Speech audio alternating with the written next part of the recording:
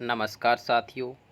सफलता का रामबाण हिंदी ज्ञान अखाड़ा विद निशांत खुरपाल यूट्यूब चैनल पर आप सभी मित्रों का स्वागत है। दोस्तों, इससे पहले भी हमने एक वीडियो आपके लिए बनाई थी जिसमें आपको बताया गया था कि हिंदी साहित्य को किस प्रकार पढ़ा जाए। तो उस वीडियो को आप सभी का बहुत प्यार मिला। आशा है कि इसी प्रकार इस वीडियो को भी आपका वैसे ही प्यार मिलेगा। परंतु कुछ लोगों के फीडबैक प्राप्त हुए हैं जिसमें उन्होंने बताया है कि वीडियो में आवाज़ तो उन्हें सुनाई दे रही है, परंतु जिस पेज पर मैंने ट्रिक्स या पढ़ने के ट्रिक या वे बताए हैं वो उनको नहीं पता लग पाए हैं। तो इसलिए हम उस वीडियो को पुनः दोबारा बना रहे हैं जिसमें आपको बताया जाएगा कि हिंदी साहित्य को किस प्रकार से पढ़ा जाए। ऐसा आपको कोई भी यूट्यूब चैनल या किसी भी स्कूल कॉलेज में नहीं बताया जाता कि प्रतियोगी परीक्षाओं की तैयारी किस प्रकार से की जाए। यह एक बड़ा सवाल है जिस पर हम आज चर्चा करेंगे।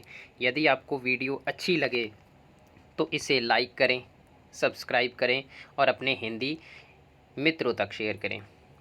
आपकी लाइक और सब्सक्राइब से ही हमें अगली वीडियो बनाने की प्रेरणा मिलेगी जिसमें हम हिंदी साहित्य के पाठ्यक्रम पर चर्चा करेंगे। तो चलिए मित्रों, अभी बात करते हैं आज की वीडियो के बारे में। सबसे पहला प्रश्न जो हिंदी साहित्य के प्रतियोगी परीक्षाओं की तैयारी करने वालों के समक्ष खड़ा होता है वो यह होता है कि हिंदी साहित्य को कैसे पढ़ें।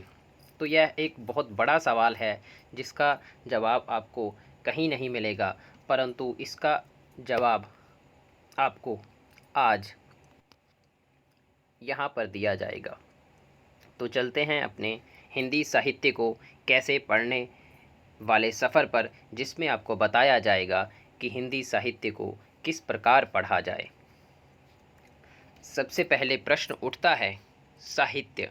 हिंदी साहित्य का कोई भी एग्ज़ाम हो, चाहे वो NTA, net, JRF, NVS, KVS, TGT, PGT, assistant professor हो, उसमें हिंदी साहित्य के इतिहास का बहुत महत्वपूर्ण योगदान रहता है।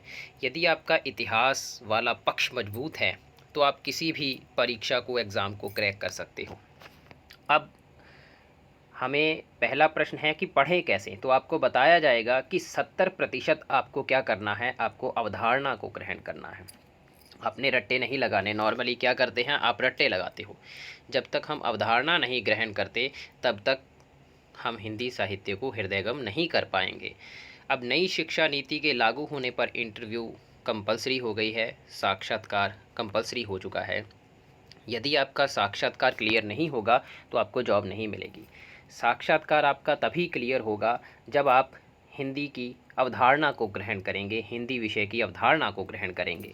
तो 70% आपको हिंदी की अवधारणा को ग्रहण करना है, जो कि आपको हमारे द्वारा, हमारे चैनल द्वारा करवाई जाएगी। उसके बाद आता है दूसरे नंबर पर ट्रिक्स, कि 15% हमें ट्रिक्स का सहारा लेना है। कुछ एक ऐसी चीज़ें होती हैं जिनको हमें ट्रिक्स के ज़रिए ही याद करना होता है। इस चैनल पर अभी आपको इसी वीडियो में उदाहरण दे दिए जाएंगे कि हम किस प्रकार से आपको ट्रिक्स बना करके देंगे और आप उन ट्रिक्स को याद करके किसी भी एग्ज़ाम में सफलता प्राप्त कर सकते हो। उसके पश्चात आता है तीसरा नंबर तोता। तो यहाँ पर मैंने तोता लिखा है जिसका अर्थ है रट्टू तोता। तो आपको 15% चीज़ों को रट्टा लगाना पड़ेगा, जबकि विद्यार्थी क्या करते हैं, 70% रट्टा लगाते हैं और अवधारणा का तो कहीं नाम ही नहीं है। और रट्टा एग्ज़ाम में भूल जाता है, आप इंटरव्यू क्लियर नहीं कर पाते, एग्ज़ाम में भी आप इधर उधर हो जाते हो और उस वजह से आपका परीक्षा का परिणाम बहुत ही बुरा रहता है।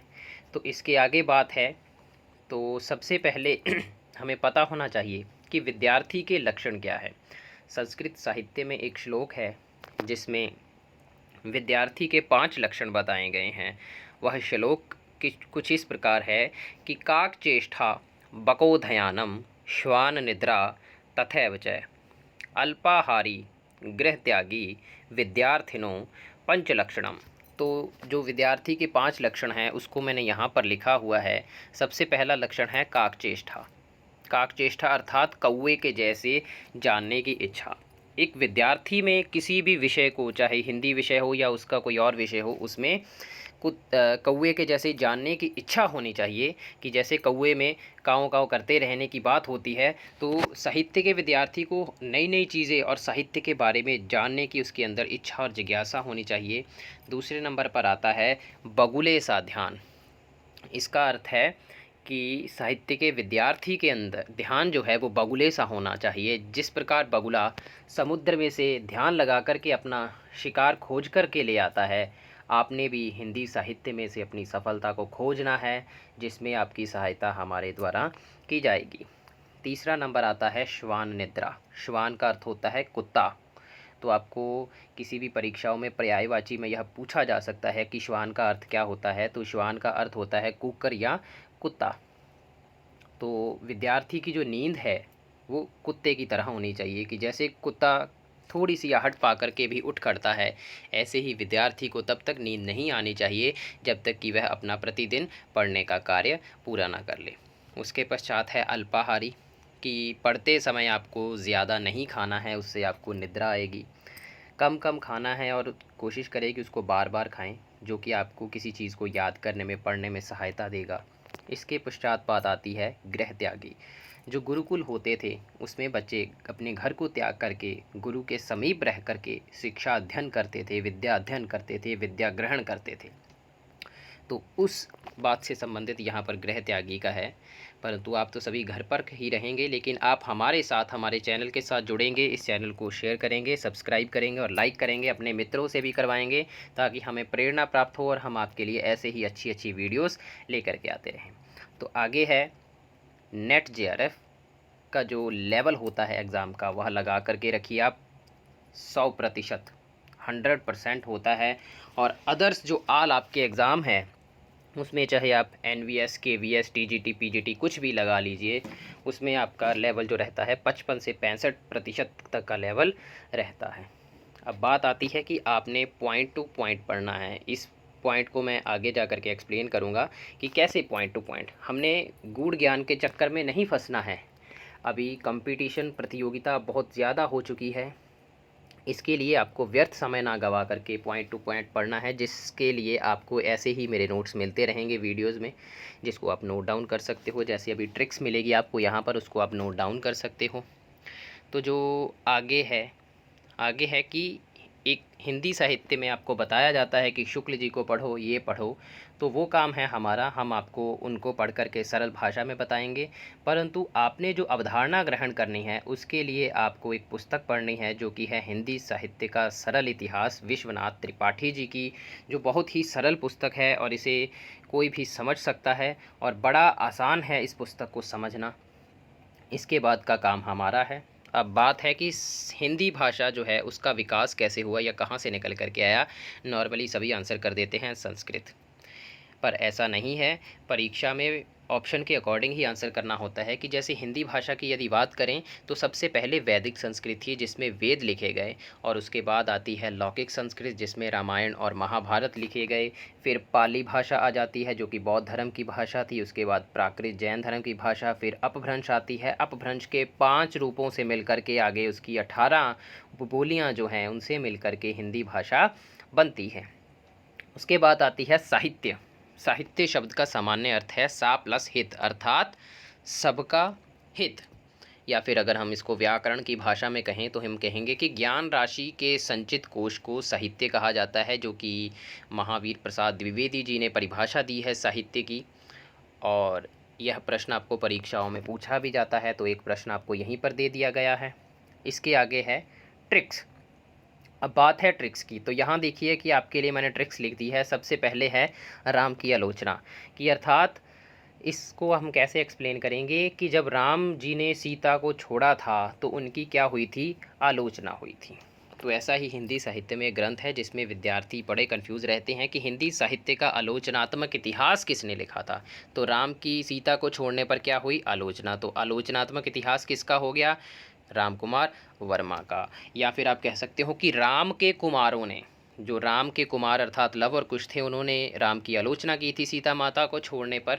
तो राम की आलोचना, राम कुमार वर्मा का हिंदी साहित्य का आलोचनात्मक इतिहास है। उसके पश्चात है बाक्सलू। आप सभी ने रामचरितमानस के बारे में सुना होगा। तो उसमें 7 कांड है, जिसमें एनटीए नेट में परीक्षा में प्रश्न पूछा जाता है कि उसको क्रम में लगाएं। तो क्रम में लगाने समय विद्यार्थियों को दुविधा की स्थिति होती है। तो हमने यहाँ पर एक सिंपल सी ट्रिक बना दी है। बी से बालकांड, ए से अयोध्या कांड, फिर ए से अरण्य कांड, के से किष्किंधा कांड, एस से सुंदर कांड, एल से लंका कांड और यू से उत्तरकांड। 7 कांडों को सीक्वेंस में आपको बता दिया गया है। अब बच्चे बोलेंगे कि सर इसमें तो डबल ए है, हम तो फिर कंफ्यूज हो जाएंगे। तो इसके लिए कैसा है, जो पहले वाली ए है उसका अर्थ है अयोध्या, क्योंकि श्री राम भगवान का जन्म कहाँ पर हुआ था, अयोध्या। अयोध्या में पलने बढ़ने के पश्चात वो कहाँ गए थे, वनवास में, जंगल में। तो जंगल को क्या कहा जाता है, अरण्य। पहले से अयोध्या और दूसरे से अरण्य। तो ये आपकी समस्या का समाधान कर दिया गया है। इसके पश्चात नीचे लिखा हुआ है KSPK GCCN। अब आप लोग कंफ्यूज हो गए होंगे कि यह क्या है। तो आपने अष्टशाप के बारे में सुना होगा, जिसकी स्थापना 1565 ईस्वी में गोसाई विट्ठलनाथ जी ने की थी, जो कि वल्लभाचार्य जी के पुत्र थे। इसमें 4 शिष्य किसके थे, वल्लभाचार्य के शिष्य थे, और 4 शिष्य किसके थे, गोसाई विट्ठलनाथ ने। तो यह दोनों उन्हीं के बारे में है। वल्लभाचार्य के शिष्य कौन थे, के से कुंभन दास, एस से सूरदास, पी से परमानंद दास, के से कृष्णदास। ये चारों सीक्वेंस में है। इसके पश्चात विट्ठलनाथ जी के शिष्य हैं गोविंद स्वामी, छीत स्वामी, चतुर्भुज दास और नंददास। पहली से सी से है छीत स्वामी, दूसरी से है चतुर्भुज दास और एन से नंददास। तो ये 8 के 8 कभी आपको एक ट्रिक के ज़रिए याद हो गए। आपको हमारे चैनल पर इसी तरह पढ़ाया जाएगा। हमारे द्वारा ऑनलाइन कोचिंग भी दी जाती है। यदि किसी विद्यार्थी ने ऑनलाइन कोचिंग लेनी है, वो चाहे हिंदी से संबंधित किसी भी प्रकार का एग्ज़ाम हो, तो आप हमें हमारे नंबर पर संपर्क कर सकते हैं, जिसमें आपको नोट्स भी दिए जाएंगे। डेली 1 घंटे की ऑनलाइन क्लास होगी और आपको 2 टेस्ट दिए जाएंगे, एक टेस्ट संडे को भी होगा। तो अब आगे है तन चित उर ही सिंगल। तो इससे चित उर से आप समझ गए होंगे कि किसी भी परीक्षा में जायसी की जो पद्मावत है उसके प्रतीकों से प्रश्न आता है, परंतु विद्यार्थियों को वो याद नहीं होते हैं, कंफ्यूज हो जाते हैं। तो हमने उसके लिए क्या करा, आपको एक गाने की तरह याद करवाएंगे। क्या कि तन चित उर मन राजा कीना, हिय सिंगल बुद्धि पदमनि चीना, गुरु सुआ जेहि पंथ दिखावा, बिन गुरु जगत को निर्गुण पावा, नागमती यह दुनिया धंधा, बाचा सोई ना एहि चित बंदा, राघव दूत सोई शैतानु, माया अलाउ दीन सुल्तानु। तो यहाँ पर आपको पूरे के पूरे प्रतीक हैं। जब हम टॉपिक पर आएंगे तो आपको बता दिया जाएगा कि कौन कौन किस किस का प्रतीक है। तो आपने इस तरह से इस चीज़ को याद कर लेना है और आपके पद्मावत के प्रतीक जो हैं आप ज़िंदगी भर कभी नहीं भूल पाओगे। अब इसके आगे जो बात आती है वो है कि बहुत से विद्यार्थियों का जो भाषा विज्ञान है या काव्यशास्त्र है वो बहुत ही कमज़ोर होता है। तो यहाँ पर आपको काव्यशास्त्र को बड़े ही आसान तरीके से समझाया जाएगा।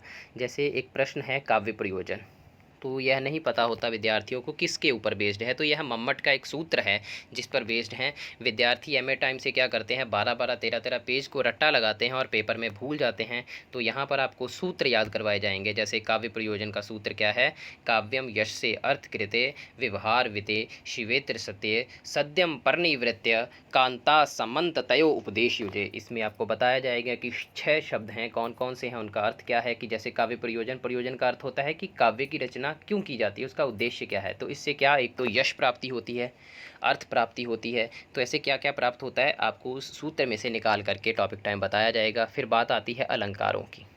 अलंकार जो कि हम शुरू से सुनते आए, आभूषण होता है, परंतु आभूषण तो गहना भी, हमारी रिंग जो हाथ में पहनी होती है, कड़ा या कुछ भी हमने पहना हो गहना, तो उसको तो हम उस तरह से अलंकार नहीं कह सकते।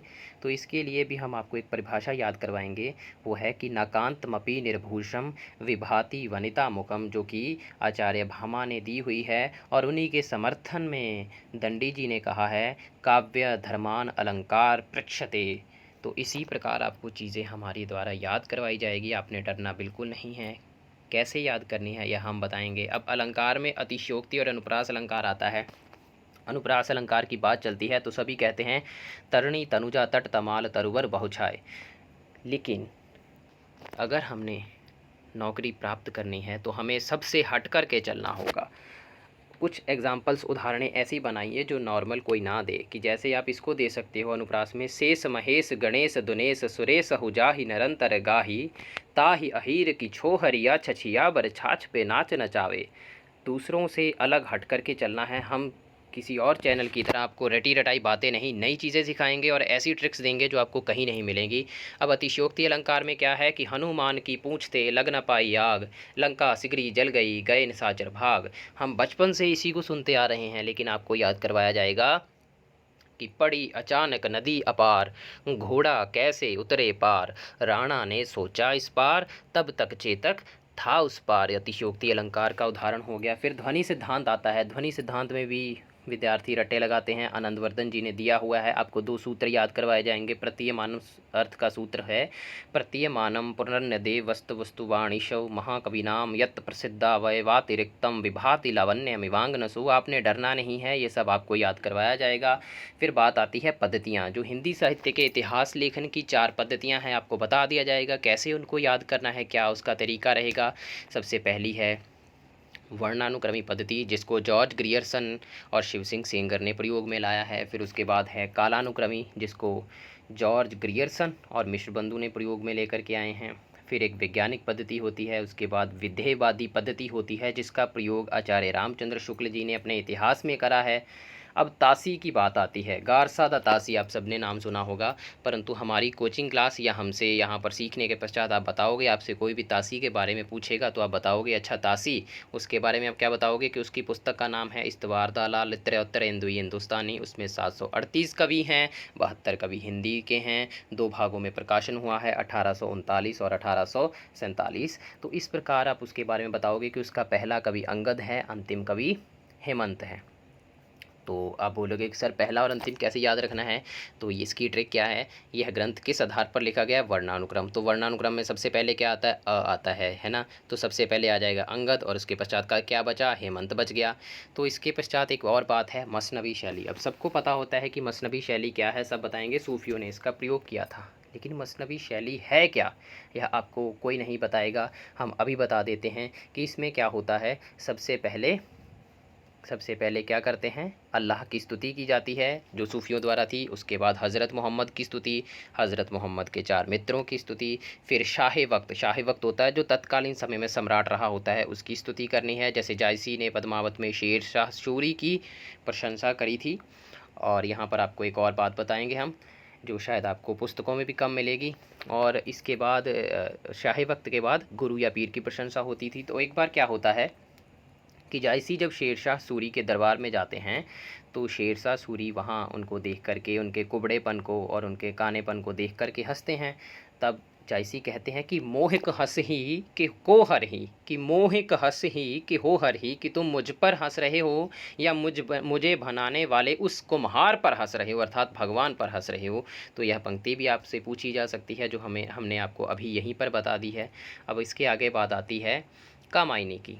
अब कामायनी में मैंने लिखा 1 3 6 9 15, इसमें 15 सर्ग हैं। आपने 15 के 15 सर्ग याद नहीं करने हैं। अगर आप करना चाहोगे तो हम वो भी करवा देंगे। कैसे, चिंता आशा श्रद्धा, काम वासना लज्जा, कर्म ईर्ष्या ईड़ा, स्वप्न संघर्ष निर्वैध, दर्शन रहस्य आनंद, ये 15 सर्ग हैं। परंतु इसमें जो प्रश्न आता है पहला और 15वें पर ज़्यादातर बनता है, तीसरे 9वें पर भी बन जाता है, छठे पर भी कभी कभी बन जाता है, तो हम करवाएंगे। तो अब हम चर्चा करते हैं कि जैसे पहले प्रश्न आते थे परीक्षाओं में, सीधे प्रश्न आते थे।